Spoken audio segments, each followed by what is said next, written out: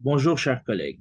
Aujourd'hui, ma présentation portera sur la gestion des défis et la force de caractère en lien avec les échecs entrepreneuriaux. J'ai choisi ce thème pour mon pitch entrepreneurial car j'ai eu la chance de rencontrer un entrepreneur québécois qui n'a pas connu un parcours commun et qui m'a grandement inspiré par sa force de caractère malgré les nombreux obstacles qu'il a vécus. Il s'agit de Peter McLeish, propriétaire d'un restaurant déjeuner Caro Colo à Brossard. Comme nous le savons tous, de base, la restauration est un domaine très difficile car il y a beaucoup et encore beaucoup de concurrence. C'est un domaine très difficile à se lancer en affaires parce qu'il existe déjà beaucoup de restaurants. Alors, comme dans toute entreprise, de nombreux défis seront de passage. Des défis contrôlables et des défis incontrôlables. Peter est devenu propriétaire du restaurant en 2018 et comme nous savons tous, la pandémie de la COVID-19 a frappé de plein fouet le monde entier en mars 2020. Cette pandémie aura affecté tout le monde, mais surtout les restaurateurs qui ont dû faire face aux nombreuses restrictions du gouvernement provincial qui décidait de fermer, rouvrir, permettre seulement 50% de capacité, etc. Des, resta- des restrictions qui ne finissaient plus de changer, ce qui n'aidait pas du tout le propriétaire du restaurant qui ne savait plus où donner de la tête.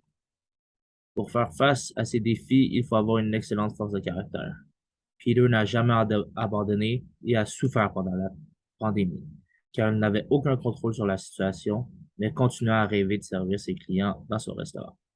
Lorsque nous faisons face à une période difficile menant vers l'échec, la meilleure façon de s'en sortir est de se rappeler pourquoi nous avons commencé au tout début, pourquoi nous avons décidé de se lancer en entreprise. La première raison est d'aimer ce qu'on fait et la deuxième doit être la passion. Dans le cas de Peter, c'était de voir le sourire de Ginette et Bernard, ses clients réguliers, de pouvoir rouvrir son restaurant un jour pour accueillir ses clients fidèles.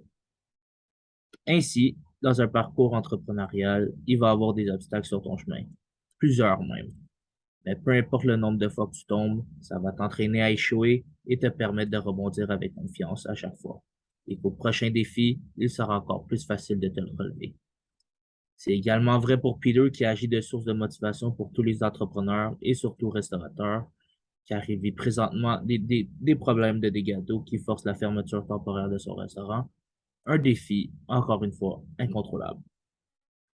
Par contre, il ne voit pas le verre à moitié vide. Au contraire, ce n'est qu'une source de motivation qui va rendre l'entrepreneur plus fort, le préparer à affronter de nouveaux défis et faire encore plus preuve de caractère. Pour conclure, l'échec est le fondement de la réussite et le succès, c'est l'échec de l'échec. Retenez bien ça et continuez de foncer. N'ayez pas peur de tomber, vous allez vous relever. Merci pour votre écoute.